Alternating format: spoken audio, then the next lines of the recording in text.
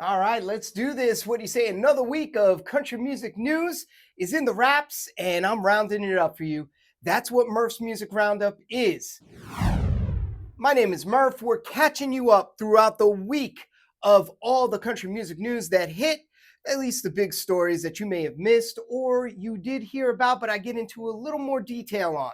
Now, if you do like this content, do me a favor. Please like, subscribe, share it with some of your friends. And you can follow me on Instagram right there, right below. Give me a follow there because each week I do a condensed version of the country music news that hits. It's called Murph's Music Minute. So, what do you say we round up all the country music news that hit this week, starting with the NHL playoffs? If you've been watching the NHL playoffs, well, then you may have heard a familiar voice as far as the theme song goes this year. Yeah, it's Jelly Roll's new song called Rise Up. Jelly Roll did say that this song is for the guys grinding hard every day to raise that cup. He also said that it brings the exact energy, speed, and power that the NHL was looking for. Being an avid fan of the NHL, playing it my whole life practically, I do appreciate the fact that Jelly Roll is contributing with this song. I really do enjoy watching it. It is that up-tempo ferocity that NHL playoffs especially is about, which Jelly Roll would make a great goaltender. I'm just saying, just throwing it out there, Jelly. Get on skates, put some pads on, maybe you could stop a couple shots. Watch out, future maid of honors, because the bar has been set to a whole new height. Yes, Megan Moroney was the maid of honor at her best friend Natalie King's wedding. It was on the beautiful island of Turks and Caicos. Although I say beautiful, I've never been there. I'm going in December. I'm excited. I really am because I hear it is beautiful. Matter of fact, I was going to get married there, but it's so expensive. And you know, some of the duties regarding a best man and maid of honor are delivering speeches, right? Well, not only did Megan Moroney deliver an amazing speech that had the crowd crying and laughing the entire time, but then she one-upped it and grabbed her guitar and performed a very meaningful song called Wonder. Now, here's the crazier part. That song that she wrote, Wonder, was for her friend Natalie. She literally wrote that for her friend who was in a bad relationship at that time. I mean, this was college days at UGA, so I'm sure everyone's got those stories, right? But it's also making me wonder, no pun intended, did the best man speech follow that? Or was it before Megan Moroney's speech? Because seriously, if he followed that speech, yeah, that's gonna suck. What do you say we transfer it over to another wedding? I'm talking about Zach Brown. Finally tied the knot with his designer fiance, Kendra Scott. Now, it was a very small private ceremony on Monday in beautiful Santorini, Greece. What is with these weddings in these most exotic locations? I get it. I get it. They're celebrities, they're stars, they got the money. But damn, why couldn't I get an invite? Now, between the two, they have 8 kids. Zach shares 4 daughters and 1 son with his ex-wife. And Kendra has 2 boys with her first husband and 1 boy with her second husband. That's like Brady Bunch right there. All you're missing is Alice the maid. And if you understand that joke, well then, yeah, I aged myself pretty bad. I get it.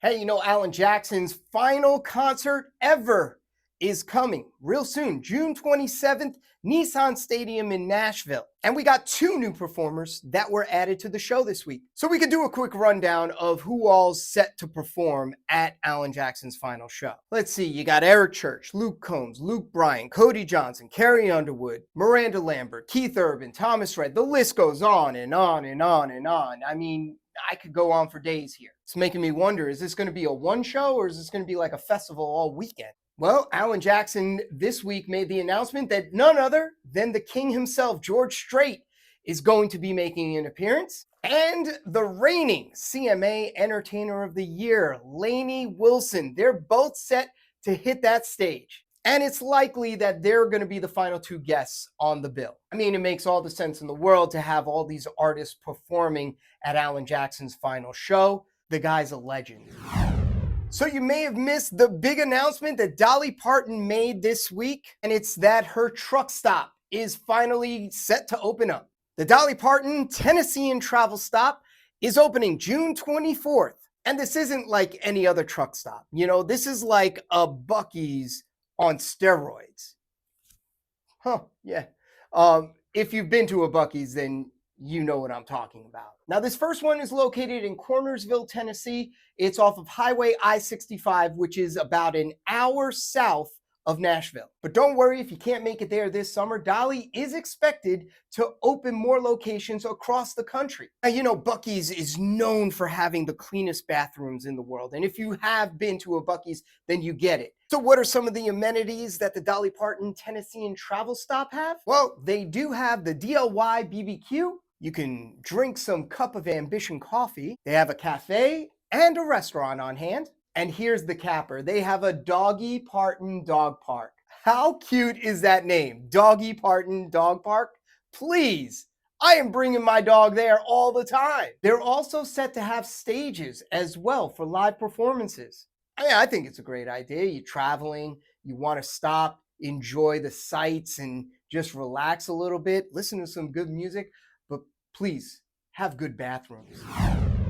And what do you say we wrap things up with this Murph's Music Roundup this week with Miranda Lambert? She recently opened up about her friendship with Casey Musgraves. Now, once upon a time, let's just say the two didn't see eye to eye, if you catch my drift.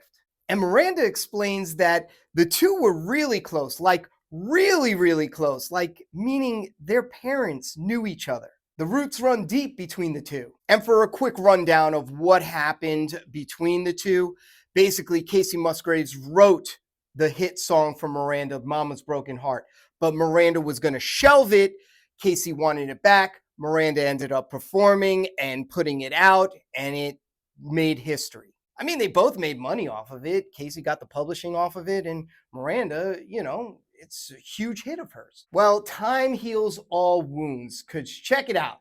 After 10 some odd years later, the two are on a song together called Horses and Divorces on Casey Musgraves' latest album. Miranda even went to say this week that performing that song live with Casey Musgraves was like a full circle moment for her. But could they be the modern day Thelma and Louise? I could see that happening, right? That is it for your Murph's Music Roundup this week. All the country music news you may have missed throughout the week, catching you up on it. And listen, if you do enjoy this stuff, if you go ahead and give a like down below, subscribe to my channel, and share it with some of your friends. Let them like it and subscribe as well. I would appreciate that. Also, if you want to check out my weekly condensed version of Murph's Music Minute, you can go on my Instagram or my social right there, right below, and search that and give a follow there as well. But that's it for your Murph's Music Roundup this week. I will catch you next time.